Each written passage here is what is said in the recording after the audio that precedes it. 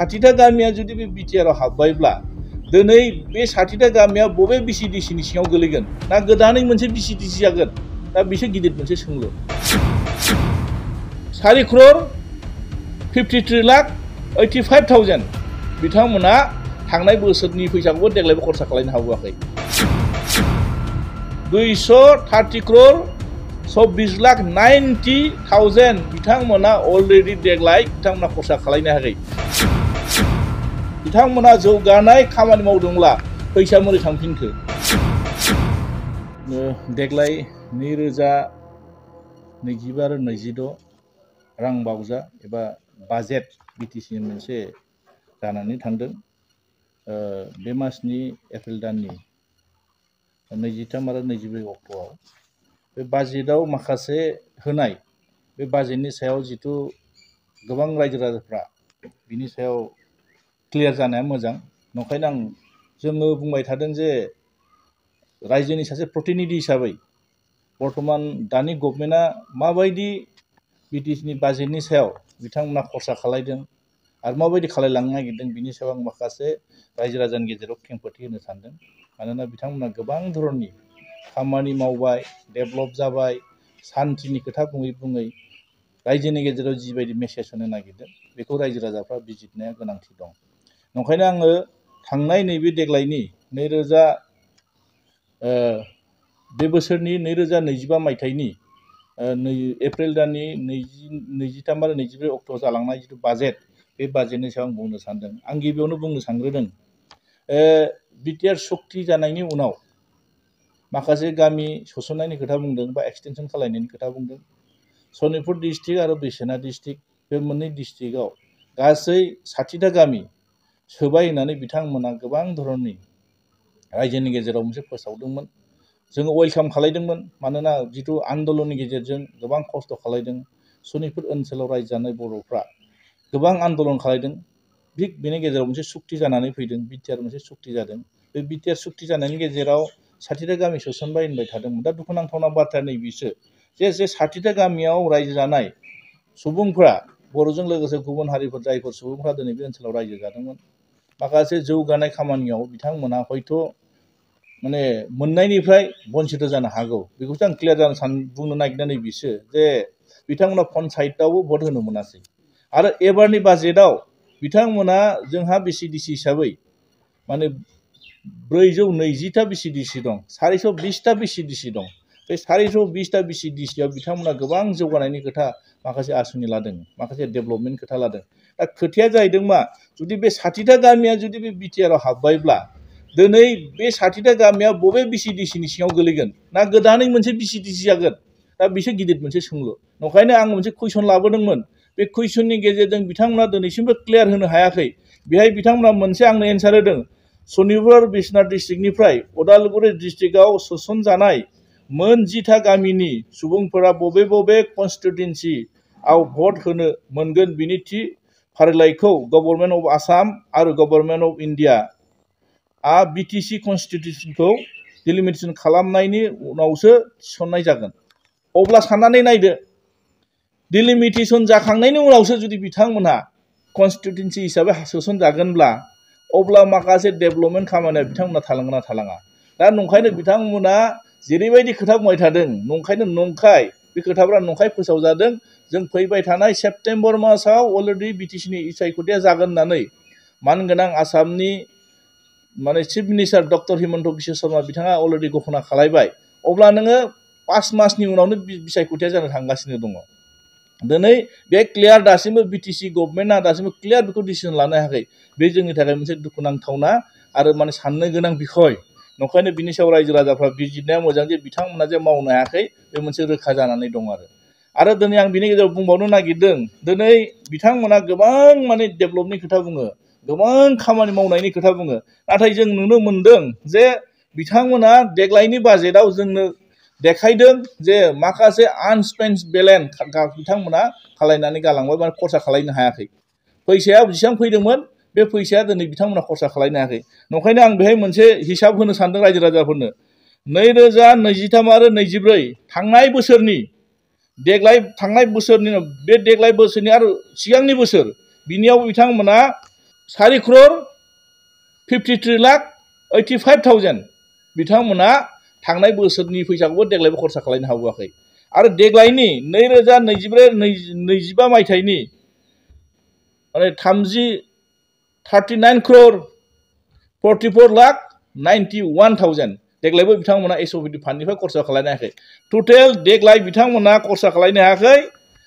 43 crore 98 lakh 75,000 बिथांमोना देग्लायबो खरसा खालामनो हायाखै दा खोथाया जाहैदों मा खामानि जायाखै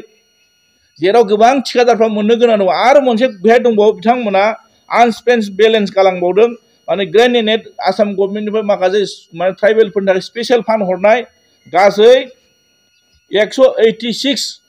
crore 26 लाख 14,000 बिथांमोना बेखौबो खरसा खालामनो हायाखै फैखानाय फैसाखौनो बिथांमोना खरसा खालामनो हायाखै बेहाय जों नुनो मोनदों टटेल हिसाब खालामनानै जुदि नायोब्ला जों नुनो मोनबाय 230 crore माने 24 लाख 90,000 230 crore 24 लाख 90,000 बिथांमोना अलरेडि देग्लाय बिथांमोना खरसा खालामनो हायाखै नै नोंथांमोननि सिगाङाव आङो क्लियारै माखासे नोंथांमोननो बे बाजेटखौनो आं बुंनो हागोन मानोना बिथांमोना जिबायदि खोथा बुंदों मावनो हायाखै बिथांमोना बुंदोंब्लाबो नैबे स्पष्ट दङ नोंथांमोना आङो खेबनानै लांनो हागोन रायजो राजाफोरनो क्लियार डाटाखौ फोरमायना होबानो जाबाय बेहायनो क्लियार दङ बिथांमोना बेसेबां मावनो हादों दा बिथांमोना एन्सारखौ मा होगोन नोंथांमोना सोंबानो जाबाय नंखायनो दिनै नुदों बिथांमोना जौगानाय खामानि मावदोंब्ला फैसा मोरै थांफिनखो जोंनाव बाजेटआथ' जानांगौमोन बिथांमोना जिथु बाजेट नंखायनो जों साननो गोनां नैबेसो जोंना आसामनि डक्टर हिमन्त बिश्व शर्मा बिथाङा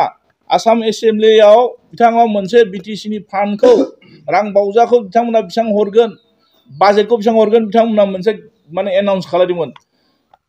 1183 crore अलरेडि बिथांमोना मोनसे बाजेट हमदोंमोन अलरेडि बिथांमोना माखासे एसेम्ब्लियाव चिफ मिनिस्टारनि जुगिदि जिथु बिथांमोना फोसावदोंमोन जोंथ' सानदोंमोन 1183 crore मोनगोन होननानै नाथाय थाङै थुङै जों नुनो मोनबाय देग्लायनि बाजेटआ 43 crore मोनफैबाय तारमाने खरसा खालामनो हायिनि थाखायनो बिथांमोना फैसाखौ मोनाखै बेखौसो बुजाया होमब्ला नंखायनो दिनै नुदों प्रमद बर' बिथाङा बिराद गिदिर खामानि मावनो हायाखै आरो खामानि जायाखै बेनो फोरमान नंखायनो दिनै जों नुदों बिपिएफनि दिनाव माखासे खामानि मावलांनाय स्किमफोरखौ बिथांमोना रिनिवेशन खालाय अबा कालार होनानै अबा रिपेयारिं खालायनानै बेहायसो बिथांमोना फैसाखौ हमदों आरो नांगौखिनि बिथांमोना बाहायनो हायाखै जेसेबांसिम हादों बिथांमोना जादों जायखौ बिथांमोना फैसाखौ माने रिटार्न खालामफिनदों नंखायनो दिनै जों बुंनो नागिरदों जायफोर सिगांनि थिखादारफोर मोननो गोनां बेलेन्स थालांबाय बिथांमोनाथ' होजायोमोन ना बिथांमोनाथ' थिखा मावना दोनदों बा थिखादारफ्रा मावदों खामानिखौ बिथांमोनाथ' बिल मोनाखै नंखायनो दिनै नुदों जे बिथांमोना बे बाजेटआव नांगौ बायदि बाजेट थिसननो हायाखै आरो आं बेखौ मोनसे रायजो राजानि गेजेराव क्लियार होनो सानबावदों जे बे सुक्तियाथ' जोंहा बिटिआर सुक्ति बिराद गिदिर लेक्सार होयो बे बिटिआर सुक्तिनि गेजेरजों बेहाय माने माखासे खोथा माखासे रायजोनि गेजेराव आं बुंफोरनो गोनां जाथारगोन मानोना दिनै जों बुंनांगोन बे सुक्तियाखौ माने दुलाराय बर' फरायसा आफाद आरो एनडिएफबि गासै ज' लोगो नांनानै बे सुक्तिया दिनै जादों बे सुक्ति जाखांनायनि उननिफ्राय दिनै माखासे एनडिएफबि सेंग्राफ्रा दिनैसिमबो रिहेबिलिटेसन मोनाखै जायनि बेलायाव एनडिएफबिनि सेंग्राफ्रा बिराद गोदाव सोराव अबस्थायाव दङ कर्टआव हाजिर जाहैबाय थानो गोनां जायो दिनै बिथांमोना माने गावनि न'खर दानायावबो गोबां खस्थ'नि गेजेराव दंबाय थायो सुक्ति खालायखांनानै जायफोर दिनै माने रिभलिउसनारि जायफोर दिनै आन्दोलनकारि बिथांमोना दिनै हाजिरा मावनानै जायोब्ला गोसोआव बेसेबां दुखु मोनगोन नंखायनो दिनै नुनो मोनदों बिथांमोना मोनसे जोंनि गेजेराव मोनसे थयथ' होदों जे बिथांमोना गासै माने अलरेडि बिथांमोना मात्र 21 cooperative are working in the field of rice माने rice diary poultry mushroom and micro and small entrepreneurship sector माखासे बेहाय जायफोर दिनै खामानि मावबाय थादों बिथांमोननोल' मात्र 5 कोटी जायफोर दिनै 21टा कोअपारेटिव ससाइटियाव जायफोर दिनै मावबाय थादों बिथांमोननो मात्र 5 कोटी थाखाल' बाजेट बिथांमोना जों हमनायखौ नुनो मोनदों आरो नंखायनो दिनै बिनि गेजेराव जों बुंगोन माखासेया मा खालायगोन दा आरो दिनै बिटिसिनि सिङाव थानाय माखासे सुबुंनि गेजेरावल' दिनै माखासे रायजो राजाफोरनि सायावल' बिथांमोना सिन्था खालामबाथ' जानाय नङा। एनडिबिखौ आरो बे बिटिसि सिङाव थानायखौल' सिन्था खालामबा जानाय नङा। एनडिबिआ दिनै बिटिसिनि बाहेरायावबो थादों, बिथांमोन दा मा मावनो हागोन? ओंखायनो दिनै जों नुदों बे बाजेटआ जोंनि थाखाय गनायजाथावना जायाखै होननानै बुंनाय खार'ना जों बेनो आरो। ओंखायनो आं खावलायनो सानदों रायजो राजाफ्रा मोजां सिन्था खालाय, बिसायख'थिया फैगासिनो दङ, बिथांमोना नंखाय खोथा बुंनानै बिराद गोदै बुंदों, मिशन लादों, भिजन लादों, माखासे खामानिफोरखौ बिराद बिथांमोना मावदों होननानै देखायबाय थानो नागिरदों। जोबनायाव जों नुदों बिथांमोना जेबो खामानि मावनो हाया, बे फोरमान जाबाय। अलरेडि माने बाजेट हिसाबै गासै बिथांमोना जोब्बाय, बाजेट आरो गैला, बे सरकार आरो गैला, बिसोर बे सरकारनि भेलिडिटिया जोब्बाय। दा बिथांमोना बे बाजेटखौ खरसा खालामनो मोना नियमाव, मानोना सिगांनि जिथु इलेक्सन फार्स्ट नटिफिकेसन जिथु ओंखारदों बेथ' नैबे एप्रिल मासनि 27 तारिखआवनो जोबनांगौमोन। दिनै कभिडनि थाखाय एक्सटेनसन जाबाय, एप्रिलाव इलेक्सन जाहैगोन, जानो गोनांमोन एप्रिलाव जानो गोनांमोन, दा सेप्तेम्बर मासाव इलेक्सन जागोन। ओंखायनो दिनै नुदों जे बे सरकारा खुनु खामानि मावनो हायाखै आरो फैबाय थानाय दिनाव बे सरकारा फैया रोखा जागोन। ओंखायनो रायजो राजाफ्रा बिनि सायाव बिसार खालामनानै मोजां सरकार लाबोनो थाखाय जाहाथे रायजो राजाफोरखौ समान भाबै नायनो हानाय, जौगानायनि खामानि मावनो हानाय, बेखौ जोङो बिजिरनांगोन आरो आंनिफ्राय आं मोनसे कुइसन लाबोदोंमोन जे देग्लाय बिथांमोना लास्ट बाजेटआव आं मोनसे सोंदोंमोन, जोंनि धनस्रि समस्तियाव थार्ड ग्रेड आरो फोर्थ ग्रेड, बाखि समस्तिनि खोथाखौ आं सोङाखै, मानोना जोङो धनस्रि समस्तियाव गोबां माखासे लेखा गोरों लाइमोनफ्रा दिनै साख्रि एप्लाइ खालामदों। बिथांमोना जिथु थार्ड ग्रेड फोर्थ ग्रेडनि थाखाय एडभार्टाइज होनानै साख्रि एप्लाइ खालामनो थाखाय बिथांमोना बुंदोंमोन, आरो बे साख्रि एप्लाइ खालामनो थाखाय बिथांमोना होनाय माखासे एडभान्सनि जुगिदि जोंनि बे माने धनस्रि समस्तियाव थानाय गोबां लेखा गोरों लाइमोनफ्रा साख्रि एप्लाइ खालामदोंमोन। दा साबैसे मोनखो होननानै आं सोंनाय जादोंमोन, बेहाय सासेनोबो बिथांमोना साख्रि होनो हायाखै। अब्ला बेबायदि धनस्रि समस्ति बायदि गोबां जा 40तानि गेजेरावबो निस्सय रावनोबो साख्रि होनो हायाखै। बिथांमोना नंखायनो 5 बोसोर नै जोब्बायानो हमना लादो,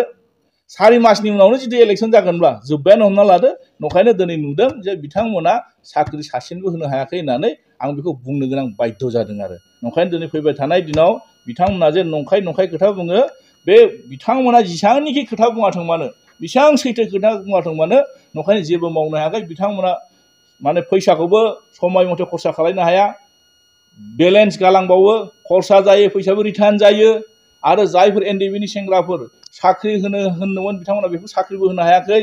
एनडिबि सेंग्राफोरनोबो रिहेबिलिटेसन होनो हायाखै। आरो जायफोर दिनै साংবাদিকफोर बिथांमोननोबो मोनसे इलेक्सन मेनिफेस्ट'आव बिथांमोना मोनसे क्लियारलि बुंबाय थादोंमोन जे जायफोर 60 बोसोर बारबाय सेनियर जार्नालिस्टफोर, जायहा रेजिस्ट्रेसन गोनां जार्नालिस्टफोर, बिथांमोननो बोसोराव साबा करि बिथांमोना पेन्सन होनायनि खोथा बुंदोंमोन, बेबो बाजेटआव गैया। आरो 10 कौटि बिथांमोना जार्नालिस्टफोरनि थाखाय जाहाथे जोंहा बिटिसिनि हेडक्वार्टार हिसाबै जोंहा क'क्राझाराव जार्नालिस्टफोरनि थाखाय मोनसे कल'नि हेडक्वार्टार बिथांमोना लुनायनि खोथा बुंदोंमोन, बेबो गैया।